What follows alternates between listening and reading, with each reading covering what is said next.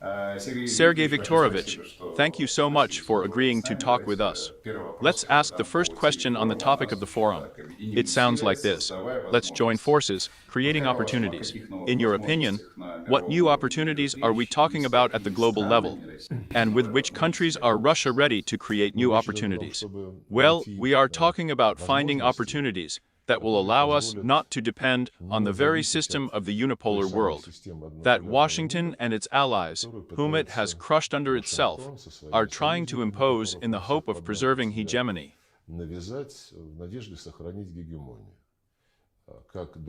Just as for many centuries, the West has lived at the expense of former colonies, so now, in a more respectable form, it is trying to live at the expense of others. And there are opportunities to circumvent the obstacles that the West is erecting, using the mechanisms of the instrument of so-called globalization created by it and offered to everyone else. There are such opportunities. And more countries, I think all normal countries, more or less independent countries, have already realized that no one is immune from the actions that the West is currently taking to preserve its dominance in relation to Russia. Probably this is the most striking example, and in relation to countries such as Iran, Venezuela, the deeper, and more with regard to the People's Republic of China. The desire to limit its technological development in an effort to prevent China's competitive advantages.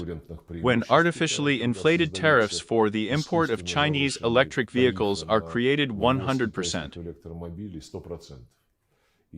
And at the same time, representatives of the European Union, represented by Ursula von der Leyen, say that we are doing this because China supplies too cheap products to Europe. And where is the fair competition of market forces? The toe is practically blocked by the Americans, who have frozen the work of the dispute settlement body, one of the central ones, for many years. This was done after the Americans realized that the Chinese were beating them on the basis of the very norms that were laid down in the foundation of the World Trade Organization, and simply artificially blocked the appointment of additional members to vacancies in this body, thereby not creating a quorum. Therefore, many have already understood all this, and it is not for nothing that in the BRICS documents, in the documents of other associations of developing countries, such as the African Union, the Community of Latin American and Caribbean States, and the SEAN, there are insistent calls to ensure a fair reform of the International Monetary Fund, the World Bank Group, so that developing countries receive a share of the votes reflecting the real weight of the world economy in world finance. If I can ask about the multipolar world, probably a good example.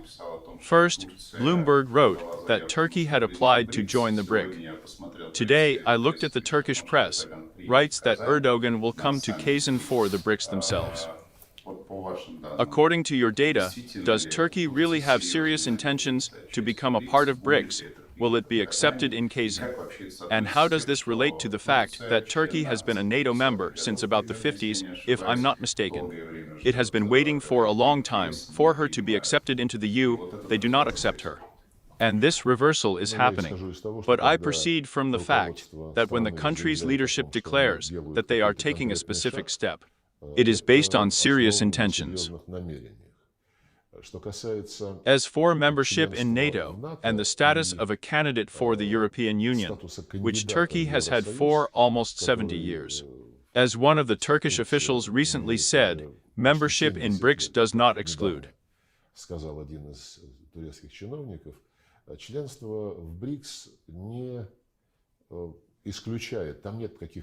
There are no rules where it says that members of such organizations cannot have relations with BRICS. The main thing for full members and for those countries that develop BRICS cooperation in various forms is to share common values. Not the values that the European Union constantly protects in Ukraine, as they say that Ukraine protects European values. We are obliged to protect these European values. We do not need the values of Nazism, neither the theory nor the practice of Nazism. We do not need the values of the prohibition of freedom of speech, the prohibitions of national languages, cultures, traditions, the closure of canonical churches, and much more. We have values that can be understood by studying the Charter of the United Nations. There are several things written there: the sovereign equality of states, not interference in their internal affairs, peaceful settlement of disputes, respect for the sovereignty and territorial integrity of all states, but, as explained later by the consensus of the General Assembly, those states whose governments represent all the people living in a given territory. The fact that after the bloody coup in Ukraine in the 2014 year, the radicals who came to power, the putschists, did not represent the people of Crimea, the people of Donbass, other parts of Ukraine, who did not accept the coup, and asked to be left alone, the Crimeans held a referendum. We know the rest of the story. So here, when they say to us, ensure the territorial integrity of Ukraine, we say to them, let's look at other parts of the Charter. First of all, at the right of peoples to self-determination, if the central government does not represent their interests. But in this case, the central government is illegitimate. And another very important thing in the Charter that BRICS shares is a genuine concern for human rights. Much earlier than territorial integrity, earlier than the right of a nation to self-determination, the Charter emphasized that everyone is obliged to respect human rights, regardless of race, gender, language, or religion. After all, the West has been a champion of human rights protection in our country until now. None of them even blinked an eye and did not make any, even a slight reproach to the Ukrainian regime when it banned the Russian language in all spheres of life, when it has now passed a law prohibiting the canonical Ukrainian Orthodox Church. That's what it's about. All BRICS members are ready to fulfill the requirements of the Charter in their entirety and interconnectedness, not selectively from case to case, but in their entirety and interconnectedness. This is the principle of multipolarity. I will end by mentioning the principle that I mentioned at the very beginning, the sovereign equality of the state. And I will clarify another question about Turkey. Then I will ask about values again. In other words, in your opinion, he is going to Kazan with serious intentions and some agreements. There has long been a tradition in BRICS, which consists in the fact that, along with the members of the association, countries are invited to the summit in the format of neighbors, in the so-called outreach format. And this practice has taken root every year by the chair country. For example, in June, when I held a meeting of foreign ministers in Nizhny Novgorod as the Minister of Foreign Affairs of the presiding country, among the guests who participated in this outreach format was Hakan Fidan, Minister of Foreign Affairs of the Republic of Turkey. Now President Erdogan has been invited in the same capacity. In principle, membership issues are resolved based on the consensus of those countries that already have full participation in the BRICS. And at last year's summit in Johannesburg, a decision was reached to instruct foreign ministers and experts to prepare recommendations on the criteria that will be applied to the new category of colleagues invited to the BRICS event, the category of partner countries.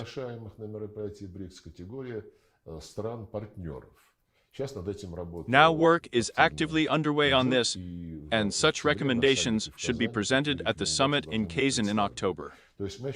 In other words, we feel the need to streamline the relations of BRICS members with those countries that show a growing interest in working with this association, and there are already more than 30 of them.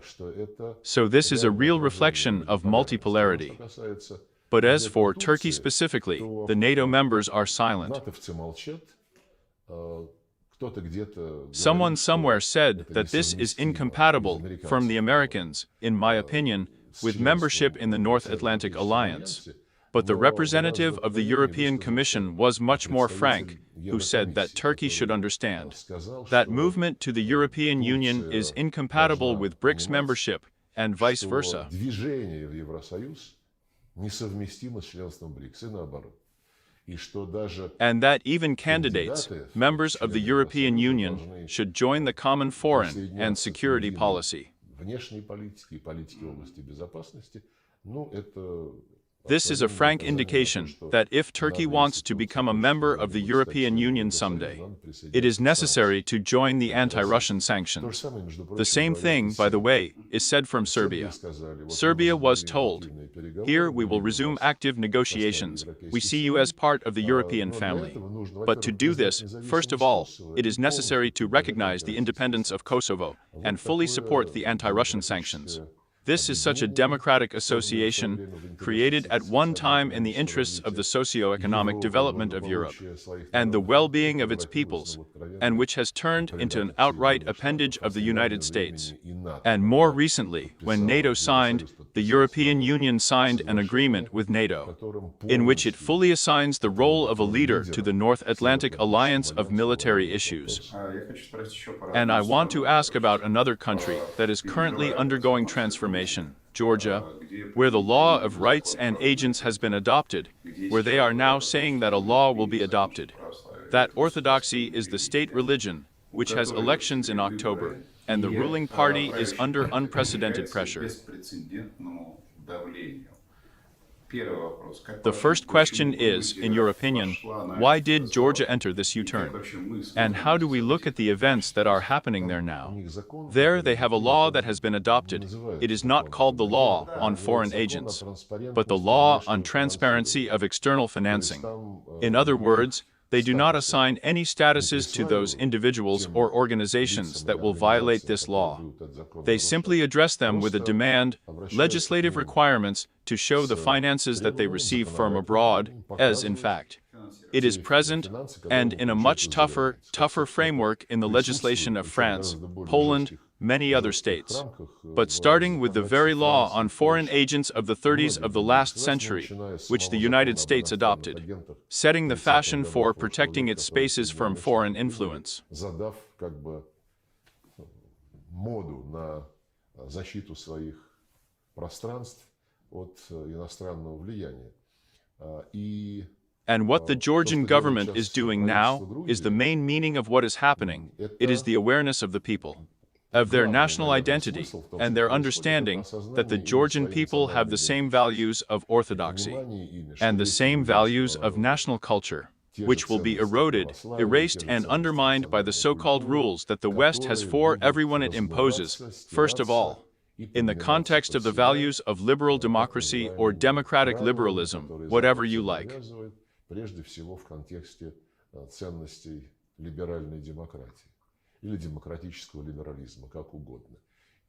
And Georgians are not satisfied with this. They are also not satisfied with the unbridled imposition of the LBT agenda.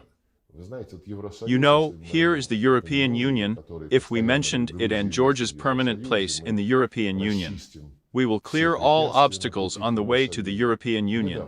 Recently, just the other day, I read reports that a teacher at a school in Ireland was arrested for teaching children and convincing them that there are only two genders among humanity. И убеждал их в наличии только двух полов среди человечества.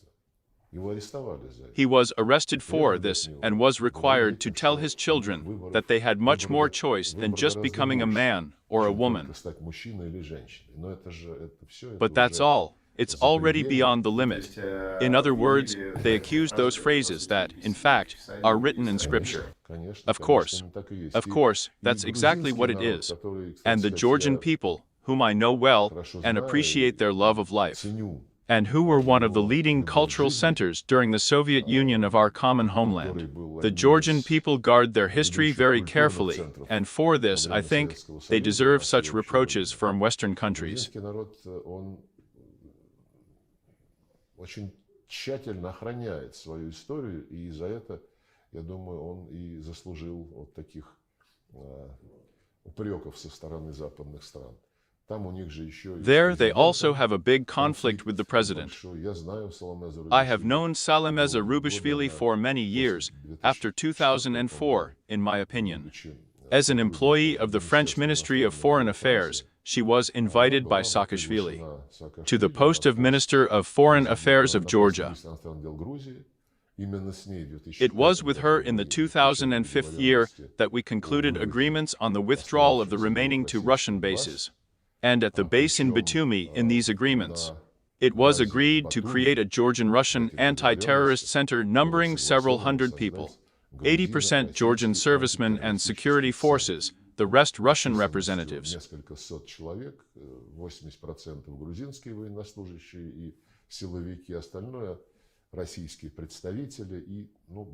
And there was, in my opinion, a good opportunity to kindly close this topic, but maintaining friendly cooperation in a very important area of the fight against terrorism, which was actively raising its head at that time.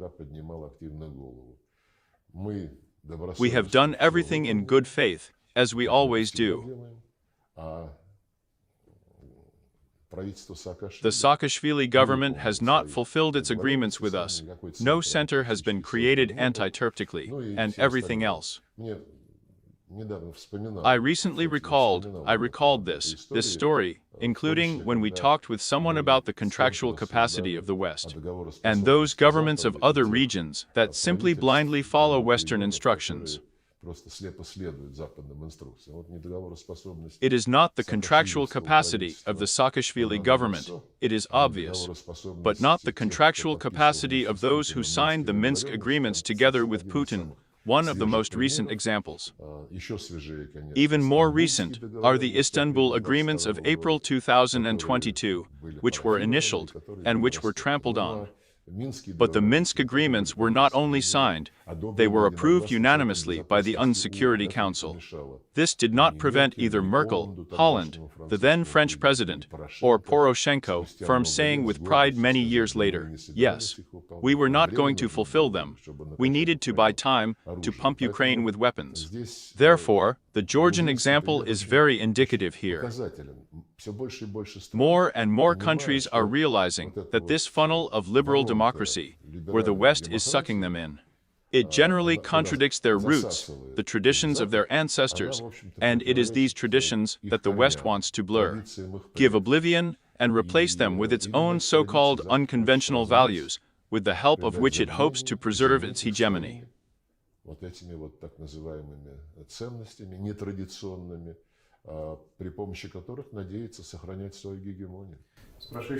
I will ask about another republic that was once part of Georgia, Abkhazia, with which Russia had very good relations. Russia has recognized Abkhazia as an independent state. But now I read in the news that since September, Russia has limited social payments for Abkhazian teachers, doctors. And then we declare that we will sell electricity at market prices. My question then is, what is going on in our relationship? Can this be called an aggravation? If so, why? I wouldn't call it an aggravation. Going back to what we just talked about, this is the implementation of the agreements reached. There is a package of agreements that has been sanctioned by the presidents, approved by the governments of the 2 countries. And in accordance with these agreements, which have even been ratified in parliaments, each country has its own obligations. It is simply a matter of maintaining the balance of these obligations. And our Abkhaz friends understand this very well. In particular, now Sergey Mironovich Shamba has become the Minister of Foreign Affairs again, who touched on this topic in public space. When I congratulated him on his return to the post of Foreign Minister, I invited him to visit Russia at any convenient time. I am sure that we will be able to organize such a meeting in the coming days of the week. And of course, our other departments and their colleagues in Sukhumi are doing the appropriate work. But the main thing, once again, is the implementation of all the agreements reached, approved by the President. If you are talking about personalities, I said the day before that the Minister of Foreign Affairs of Ukraine, Dmitry Kuleba, resigned. You met with him, including in March, in my opinion, the 22nd year, if I'm not mistaken. Why do you think he left? And maybe some personal characteristic, but how I worked with him here. The only time I saw him in action was in Antalya, where the Antalya Diplomatic Forum was held. где проходил Анталийский дипломатический форум, это ежегодное мероприятие. This is an annual event that Turkey organizes, and Foreign Minister Mevlut Shaglu was then the head of the Foreign Ministry. He called me and asked me very much to come because the Ukrainian side, and in particular Kuleba, conveyed such an idea of meeting with me to the Turks, and asked only that this meeting was not one-on-one and in the presence of the Turkish minister, and considering that we have never left the dialogue. Ну и учитывая, что мы никогда от диалога не уходили, And I just asked him how serious it was, and he says it's very serious, because Kuleba said he had something to convey. And according to the chronology, this, March of the 22nd year, shortly after the start of a special military operation, we arrived in Antalya, and I came on purpose. I had no plans to participate in this diplomatic conference. It just didn't fit into the schedule, but the Turks asked very much. I reported to the president that they were going to give us something to our Ukrainian colleague. And the three of us met in Antalya in a separate room. At this meeting, Shaglu opened it, and then gave the floor to Kuleba as the initiator of this contact.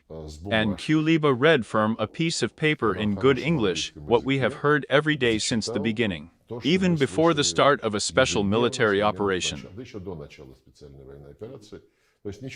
In other words, nothing new, nothing constructive happened there. The real work was carried out through the delegations. On our side, presidential aide Vladimir Medinsky was in charge. On the Ukrainian side, David Arakami was in charge. Not the speaker, he is the chairman of the Servants of the People faction in the Verkhovna Rada. You know the rest. We have met with Belarus several times, and in Istanbul we finally agreed on the basis of the principles that Ukrainians brought. And these principles, they remain relevant today. The president has repeatedly said that if you want negotiations, first of all, let Zelensky cancel the decree that prohibits negotiations. And secondly, these Istanbul principles guaranteed not Ukraine's accession to NATO, the preservation of non-aligned status, and described guarantees of Ukraine's security so that it would feel at ease, but also guarantees of the security of the Russian Federation.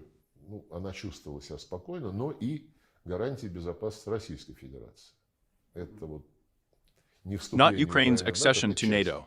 This is part of the guarantee to our address.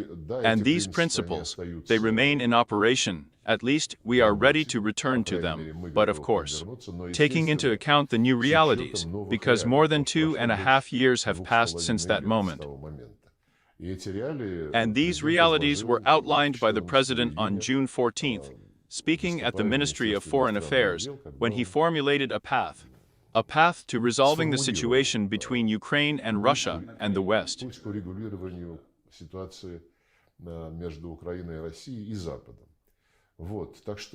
So Kuleba didn't say anything else, except for the position of officialdom. I then very stupidly wondered where this message was that he wanted to convey. He was also surprised. But I, in turn, did not talk much about any possible negotiations. I said that there is a negotiation process, then it was going on in Belarus. Let's proceed from the fact that all the details can be discussed there. In your opinion, what is the reason for this resignation and what to expect from the new minister? Well, I don't see any possibility to associate any expectations with what is happening in the Ukrainian leadership spheres. It's not just Kuleba who resigned there. There are 7 or 8 people, in my opinion, including deputy prime ministers and heads of various funds. There is some kind of squabble in parliament. In the Verkhovna Rada, someone is not being released, someone's resignation is being approved. I don't show much interest in it. There are versions that many people disperse through the information space, in particular, that he wants to change the leading part of the team. so that they can then be ведущую blamed часть for команды, чтобы failures. потом их обвинить в провалах и опять сказать Западу, вот теперь-то Now мы we will earn заработаем money денег, for the только West давайте only and оружие. weapons. Кто-то считает, что это Someone крысы бегут thinks с that корабля. rats are fleeing from Не the знаю, ship. честно I говоря. don't Мне know, это to be не honest. особенно интересно, I'm not потому что particularly честным interested in переговорам this, because Zelensky is Зеленский not не ready готов, for honest его negotiations. Запад не The West will допустит not к let честным him to переговорам. honest Запад negotiations. поставил The цель, West has set a goal, ну, если but не if not to расчленить, dismember, это тоже although this is also voiced, then то radically радикально weaken the ослабить Russian Российскую Federation, Федерацию, нанести inflict a стратегическое strategic поражение, defeat. поэтому Запад Therefore, ему the не West will позволит not allow таких him to take any шагов steps нам towards us. навстречу, да он и уже, по-моему, не в Done and состоянии already, in понять, my opinion, is что not able to отвечает understand интересам what meets the украинского interests of народа. the Ukrainian Эти people. интересы он He has repeatedly многократно betrayed предал. these interests. Я задам еще I will ask вопрос another по question following the визиту visit to в Монголию. Mongolia. Как раз на It was украинском just in Ukraine визит that they said that Vladimir Vladimirovich Монголии Putin's visit to тяжелый Mongolia is a heavy blow for Ukraine. They meant that the International Criminal Court has not arrested anyone. In general, we have already talked about his roles here. Moose has not discredited himself. And shouldn't we, for example, think about creating some kind of court on the basis of BRIC? As for the statements that Ukrainian officials make to third countries and relations, to the relations of third countries with the Russian Federation, except as rudeness, it is difficult to call it. Ну, кроме как хамством, это назвать сложно. Не забудем еще, Let's что not после forget визита that Нарендра even after Моди his visit to the Russian Federation on Randra fashion, Zelensky personally said that fashion had dealt a fatal blow to the settlement efforts. But nevertheless, the Indian example still went to Kiev later. в Киев, я уверен, что он I'm sure he explained to Zelensky that people don't behave decently like that. надеюсь, по крайней I мере. hope so, at least. Относительно Regarding the International Criminal Court, the topic did not arise at all in preparation for the visit to the Mongolian capital. в столице. Тема эта The topic is being exaggerated, in my opinion, artificially. This is what the West wants, not at all shy of double standards. Because you know that the Americans themselves are not participants in the statutes. When the IC, or rather, its prosecutor, would have tried to open a case against those outright war crimes that were being committed in Afghanistan, including Americans, Britons, and Australians. американцев, и британцев, австралийцев. Там же свадьбы In the same просто place, weddings стирались were в simply порошок. ground to На powder всякий just in случай. Что-то case. движется, не будем Something даже is moving, смотреть, we кто, won't зачем. even look at who, why dozens, Разбомбили hundreds of насмерть victims were bombed to десятки, death. сотни жертв. И когда And when the пытался International Criminal Court tried to deal with these cases, the Americans said, "We will immediately announce sanctions against you all." But more recently, history repeated itself when the IC hinted that the Israeli leadership should be put on the wanted list. They immediately shook hands, and the conversations fell silent. And against this background, when the same United States demands that all countries fulfill their sacred duty to arrest Putin. But I think even a person not experienced in politics understands how much this does not smack of double standards. In general, it consists of them. не отдает двойными стандартами, а просто, в общем-то, из них и состоит. Но But I would like to emphasize once again that we work in BRICS with international law.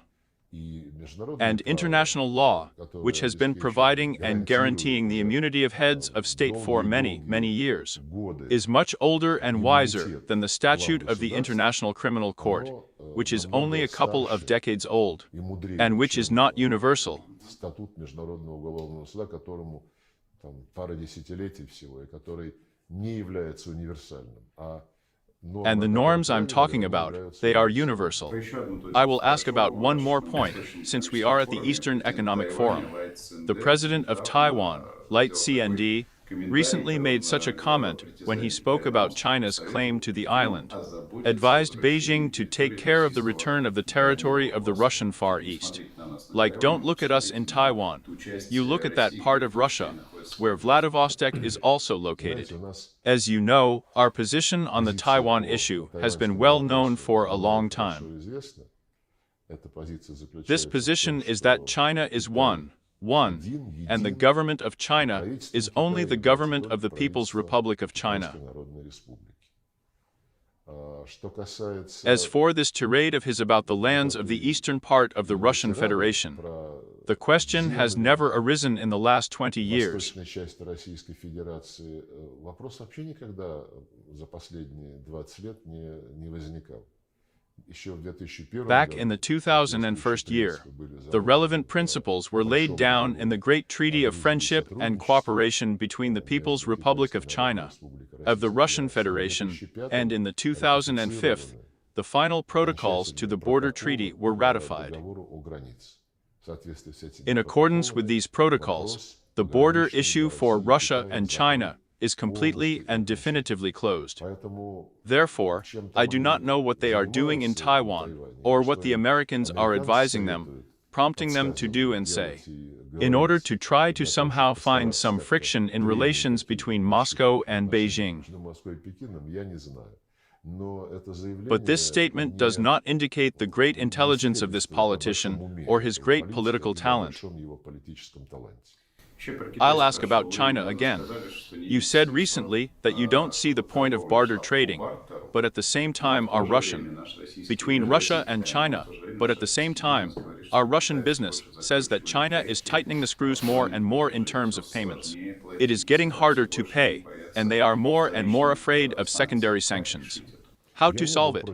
I have never been against barter. I was just answering a question about barter. I said that this is one of the forms of creating the very opportunities with which we started talking about the goals of the Eastern Economic Forum today.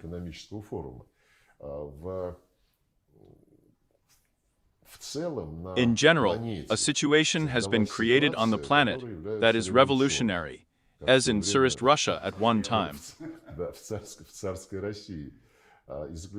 And this revolutionism lies in the fact that the system of globalization that we have already mentioned today, which the Americans created, guided by their own interests, a system in which they lured everyone, explaining that it is based on such progressive principles as freedom of market forces, fair competition, inviolability of property, the presumption of innocence, and much, much more, that this system belongs to the whole world and serves all participants of the process without exception, that is, all countries of the earth.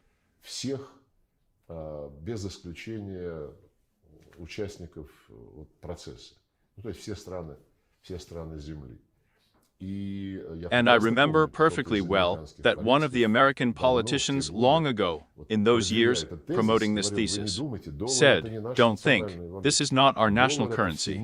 It is a worldwide, global, civilizational asset. It is the circulatory system of the world economy and world finance." And when, overnight, all these principles were not just sacrificed by the encroachment of the United States on the interests of the Russian Federation, and were used as tools to punish the Russian Federation, but I will say that many people thought about how to build these relations further.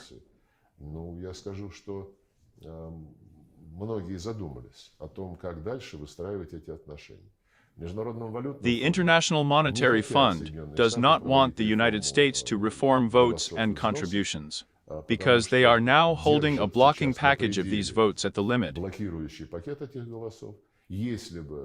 If the votes of the BRICS countries were at least given in accordance with their economic weight, based on the criteria for determining the share of votes in this fund, the United States would have long since lost its monopoly on decision-making, or rather, the ability to block.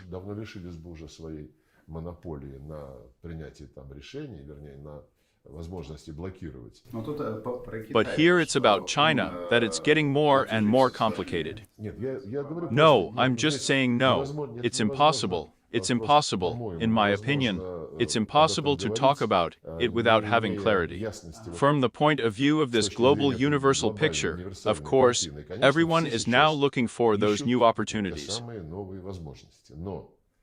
But the People's Republic of China, with the size of its economy, with the volume of its trade relations with the United States, and with the West as a whole, it is, of course, much more dependent than the Russian economy depended on the West. I have no doubt that China will reduce this dependence and will gradually move towards those forms of communication with its partners. That will not be associated with such a dictate, but given the Chinese mentality, style, they are doing it slowly. учитывая китайскую ментальность, китайский такой стиль, они это делают неспешно. Они не хотят резких They don't want движений. sudden Эта movements. тема обсуждается This с topic нашими is being китайскими discussed with our коллегами. Chinese У них colleagues. достаточно They have a сильно fairly развита well-developed banking банковская system, система, и она and it is очень very глубоко deeply tied to the global завязана financial на markets. мировые финансовые рынки. What is a short question? Some experts say that China is forcing Russia to peace in this way. Do you feel it? Absolutely not. нет. Это Absolutely говорят not. те, кто This is очень said by хочет, those who чтобы really want Россия Russia to согласилась agree to на the so-called так Zelensky называемую formula, формулу which is an Зеленского, ultimatum который and, является well, just not serious. ультиматум и просто несерьезным. The Ministry of Foreign Affairs has a Department of Economic Cooperation.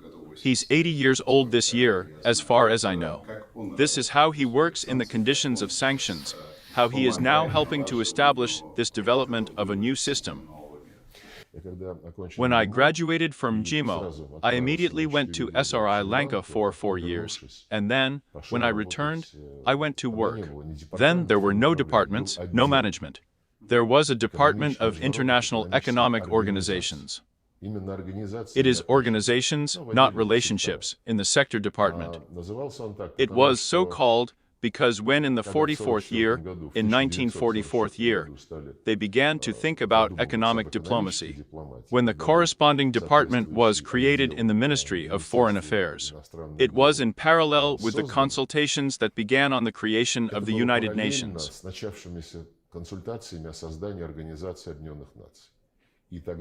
And then there were parallel discussions about how to build the international monetary and financial system, how to set it up. And we participated in these discussions. But in the end, already in the late 40s, we did not sign the documents on the creation of the International Monetary Fund and the World Bank, because even then the hostility of the former allies to us was fully manifested. Churchill's Fulton speech, the plans that the West was hatching even before Victory Day, Britain and the United States, strikes against the Soviet Union and a number of other factors. Now new data has appeared in the Russian archives. They have been published. That Paris and London planned to attack us from Finland in 1940th year.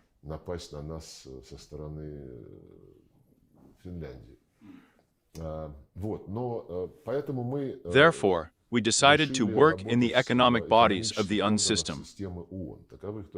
There were a lot of them, too, the Economic and Social Council, regional economic commissions, structures that later turned into regional development banks, but also much more.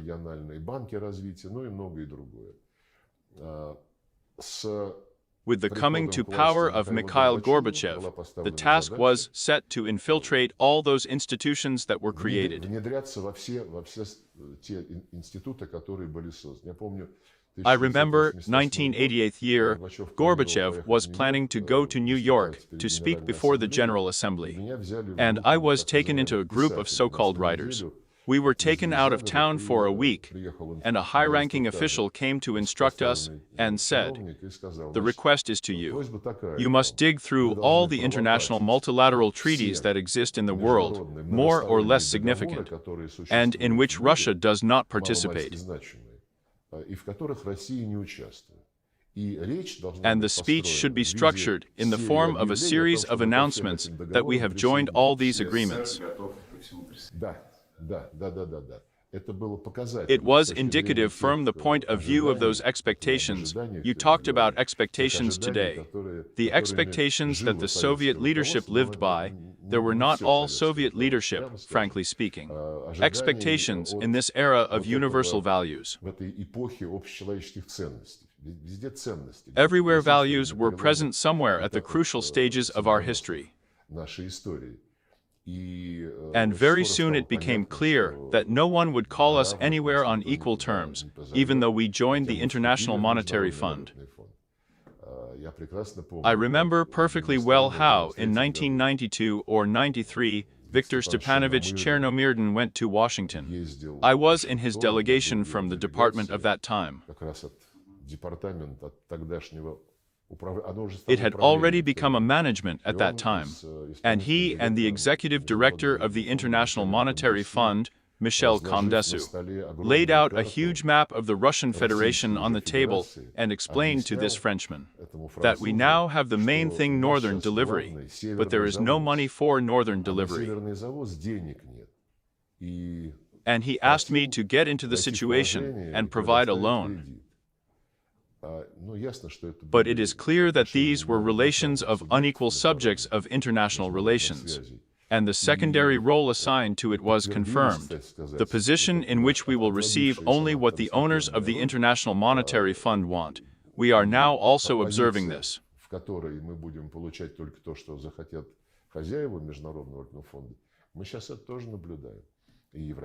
And the European Bank for Reconstruction and Development has stopped lending to projects in the Russian Federation, and the International Monetary Fund has already frozen all its projects, and the World Bank too. These are not democratic structures. These are all structures that serve the very globalization. The values that the United States betrayed just overnight, when they needed, as I said, to punish Russia, to punish someone else. I will ask the last question, and I will release the detention on Loder in France. Are there any contacts with him? What are we going to do? We immediately appealed to the French Ministry of Foreign Affairs with a request to give us information about what is happening, and provide consular access, sent an official note, contacted his lawyers, who promised to take into account our offer of assistance in this matter. Наше предложение о содействии в этом вопросе. After that, neither the lawyers nor Pavel Durov himself reacted to our transmitted offers of assistance, of consular access. We continue to work with the French in order to get the most detailed and understandable information, but they proceed from the fact that since he has French citizenship and he is detained on French territory, French law applies, and he has his citizenship. French takes precedence in this case. They convince, and Macron has spoken publicly, that there is no politics here. It's very hard to believe. And that line of seizing any more or less popular and significant information resources, this line with the West, has been held for a long time.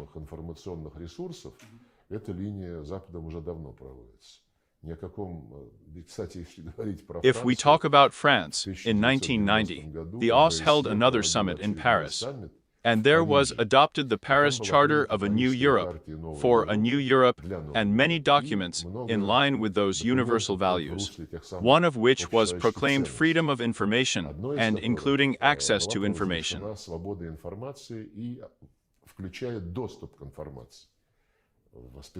In a special section, it was written that the OSCE countries swear to provide their citizens with access to information, to any information, both inside their countries and to information that comes from outside your borders and is generated in other OSCE countries.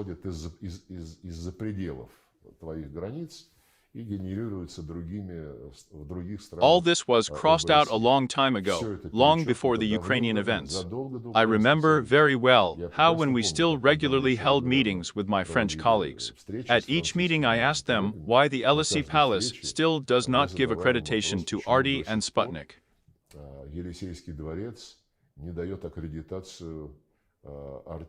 And they answered us. And these are not mass media, these are propaganda tools. Now the Americans have also banned the most freedom-loving nations. You're not here yet. We had a warning removed at the beginning of March of the 22nd year. But you weren't banned. We don't.